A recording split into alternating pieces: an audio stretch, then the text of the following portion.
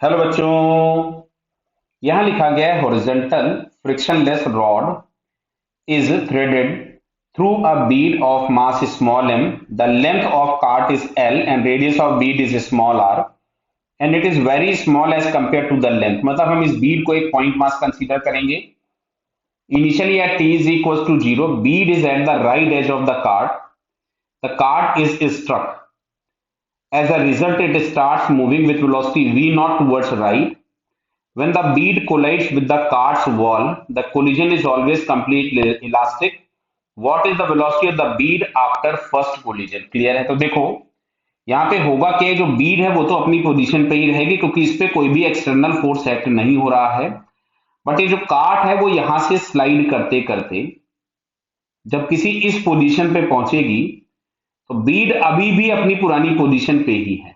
ये रॉड थी, इस रॉड पे बीड अभी भी अपनी पुरानी पोजीशन पे ही रहेगा। अब ये जो इसका बैक वॉल है कार्ड का ये इससे हिट करेगा, तो हम लोग मान रहे हैं कि इसकी वेलोसिटी हो जाती है कुड बी v2 और कार्ड की velocity could be v1 just after collision. तो हम लोगों को इस क्वेश्चन में v2 निकालना, हम लोग v2 में इंटरेस्टेड है। क्लियर? तो सबसे पहले अगर हम यहां से कंजर्वेशन ऑफ मोमेंटम लगाते हैं तो इनिशियल मोमेंटम है mv not is equals to capital M into v1 plus small m into v2। ये हम लोगों के पास आ गया first equation.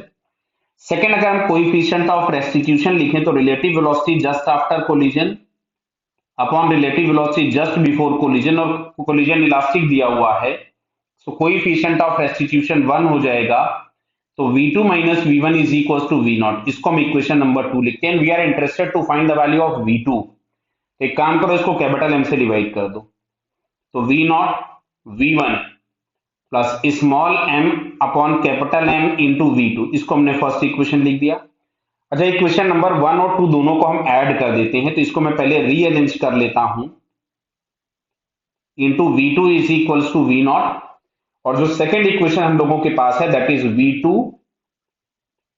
Minus v1 is equals to v not. इसको अगर हम ऐड करेंगे तो v1 तो गायब हो गया, इसमें से हमने v2 कॉमन निकाला, तो ये हमारे पास आ रहा है 1 plus small m upon capital M बराबर 2v नॉट।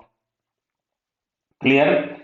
तो यहां से v2 इज इक्वल्स टू आपके पास आ जाएगा 2 capital M v not upon small m plus capital M। जरा चेक करते हैं ऑप्शन किस में दिया है, 2 capital M v not upon small m plus capital M। बेटा ये फोर्थ वाले ऑप्शन में हम लोगों को दिख रहा है। देखिए, तो इसका फाइनली आंसर हम लोगों के पास कौन सा करेक्ट हो जाएगा? फोर्थ आंसर करेक्ट हो। क्लियर बेटा? Okay, all the best.